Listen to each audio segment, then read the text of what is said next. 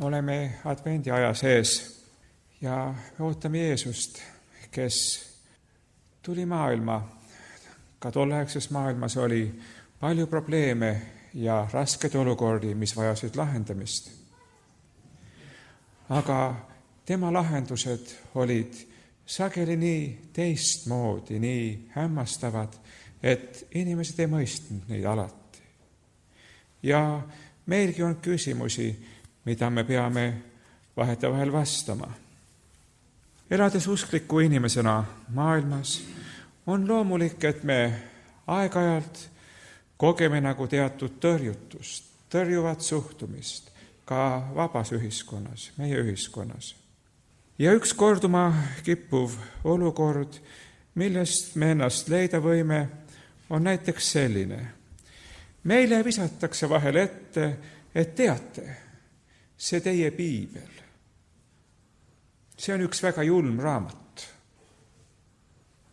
Viidatakse Vana Testamendi veristele sündmustele, aga siis kohe ka ristisõdadele, inkvisitsioonile või ükskõik millele, mis parajasti on aktuaalne.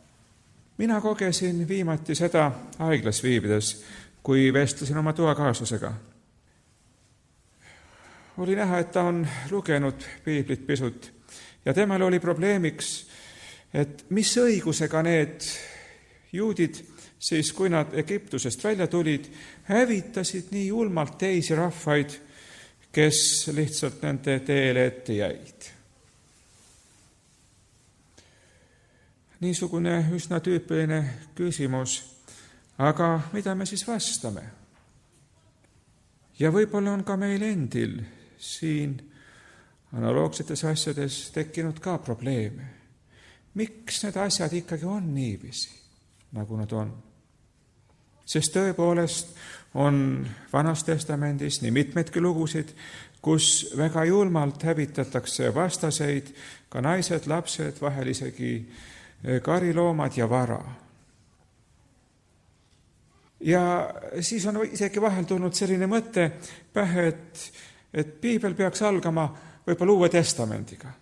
Et kinnitamata südamed kohe ei komistaks nende asjade otsa, mis võiksid neile saada takistuseks. Aga ilmselt poleks seegi probleemi lahendus, sest ka Uues Testamendis võime leida samalaadseid ja väga šokeerivaid probleeme. Näiteks üsna Uue Testamendi alguses, Matteuse 5. peatükis Jeesuse meejutluses on sõnad: kui aga su parem silm ajab sind patustama, siis kisu ta välja ja ei ta minema. Ja kui su parem käsi ajab sind patustama, siis raiu ta maha ja ei ta ära. Kui nüüd inimene seda kohta lugema juhtuks, siis ta võib küll ütelda, no mis raamat selline on. Ja see võib nii mitmelegi pahanduseks olla. Aga räägigu täna meile nende küsimuste üle mõtiskledes lugu, mis on Vanas Testamendis, 2. kuningate raamatu 6. peatükis. Seal on lugu sellest, kui Süüria kuningas oli sõjas Iisraeliga ja nad korraldasid siis pidevalt ootamatuid niisugusi sõjaretki vastase maale. Aga alati sai Iisraeli kuningas kuidagi aegsasti sellest teada. Ja siis Süüria kuningal tekib kahtlus, et nende omade seas peab olema keegi, kes neid reedab. Aga talle öeldakse, et ei ole. Hoopis olukord on selline, et Iisraelis on üks prohvet Elisa, kes kõik nende plaanid teatavaks teeb. Ja siis Süüria kuningas annab korralduse, loeme salmid 13-14 ja edasi. Ja temale anti teada ning öeldi, vaata, ta on Dootanis.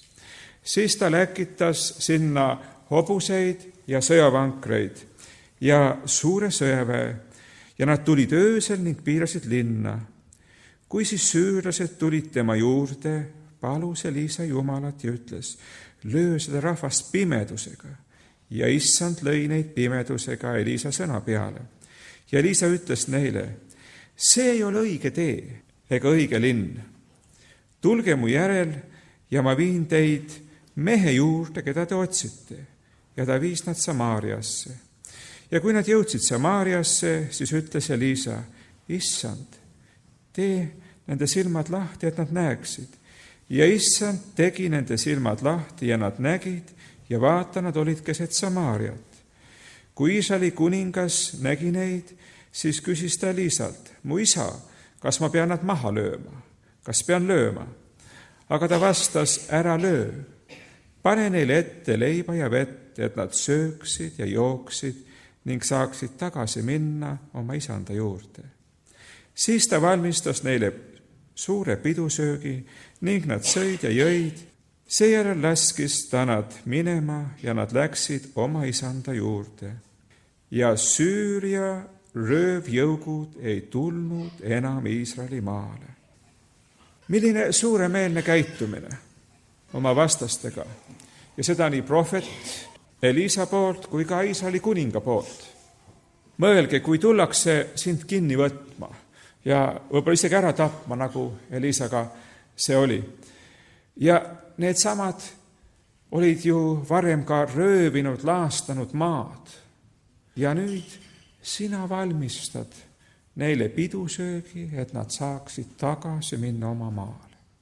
Siin pole küll kohe kuidagi seda Vana Testamendi julmust, mida nii palju ette heidetakse. Ehkki siin oleks tegelikult põhjust olla väga karm ja isegi julm, aga vaenlasi koheldi väga hästi. Ja see andis ka üllataval kombel väga hea tulemuse. Süüria röövjõugud ei tulnud enam Iisraeli maale.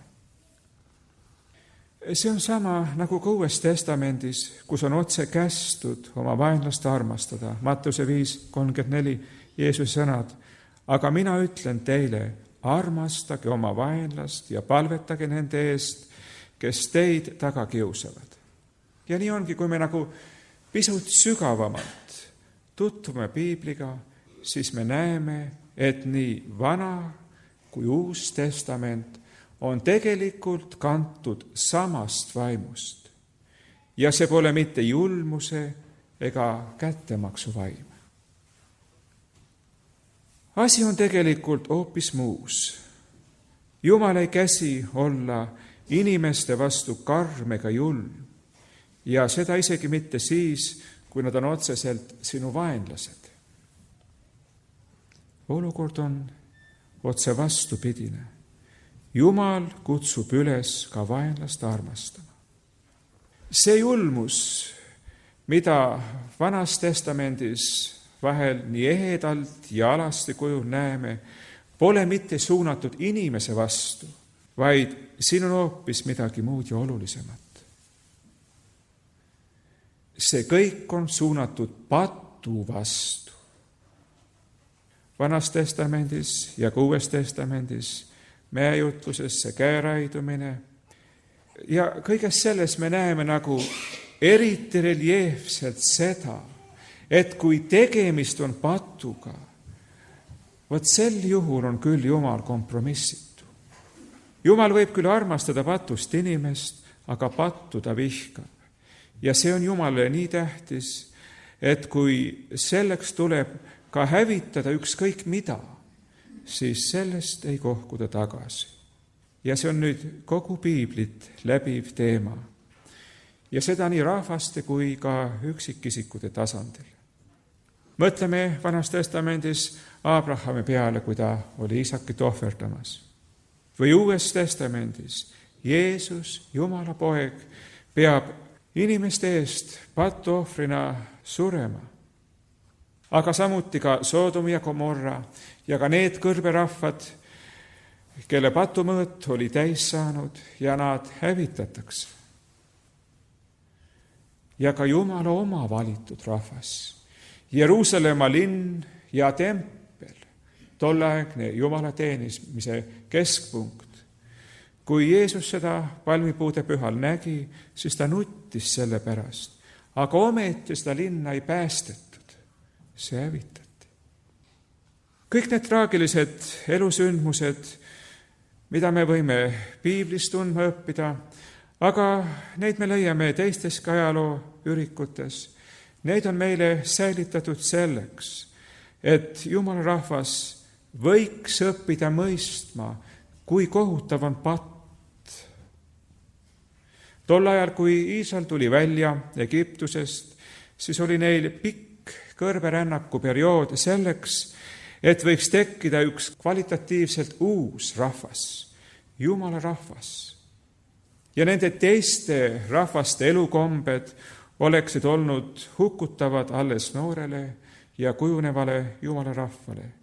Ja sellepärast nende rahvaste aeg oli täis saanud ja nad hävitati.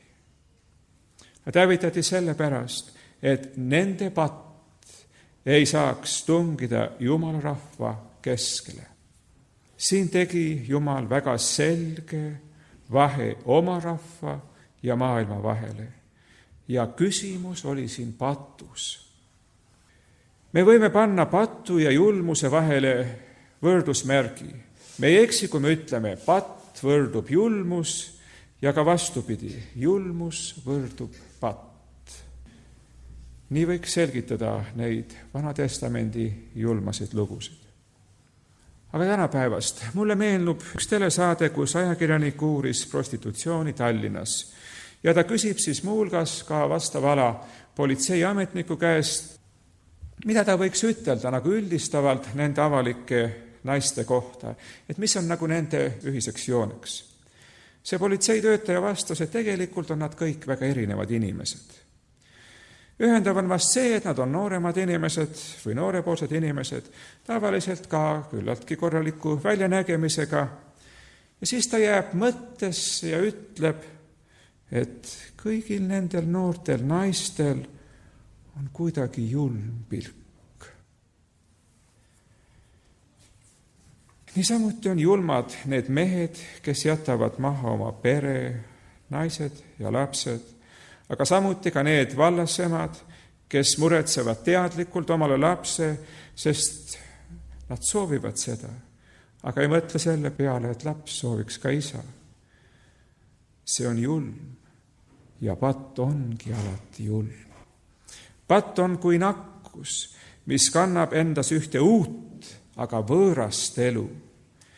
Ja see on niisugune elu, mis võib väga kiiresti paljuneda nagu bakterid. Näiteks Euroopas ululehma tõbi või Aasias linnugripp. Kui sellega on tegemist, siis hävitatakse suures piirkonnas kõik loomad. Olgugi, et haigestunuid võib olla vähemus. Aga kõik hävitatakse. Ja üsna masendav on vaadata isegi neid kaadreid meil päevauudistes, kui talumehed seisavad oma hukatud karja ees. See on ju nende töö. Nad armastasid oma loomi, aga ometi oli see vajalik, et nakkus ei leviks. Jumala rahvas, iga usklik inimene peaks nii ajaloo kui igapäevase elu piltide põhjal tegema ühe olulise järelduse. Et kõigest, mis juba näib kuri olevat, et kõigest, mis võiks endas ka kuidagi pattu peita, tuleks hoiduda nii kaugele kui võimalik. Ja seda isegi siis, kui see nõuab meilt ka teatud hinda, ka isegi olulisi ohvreid. Kui me jääme ka ilma nii mõnestki võimalusest, mida teised inimesed maailmas kasutavad, siiski on see ometi parem kui riskida patuga. Jumala rahvas on ainult nii kaua tugev, kui ta hoidub patust. Sest patt teeb vahe meie ja Jumala vahele. Ja kui meiega nii juhtub, siis on see kaotus, mis meil osaks saab, väga suur. Ja sellepärast, kui me näeme Jumala karistavat kätt või kogeme seda ka oma elus, siis teadkem, et see pole suunatud inimese ega ka mitte meie vastu, vaid see on suunatud patu vastu, et meie võiksime pääseda. Aamen.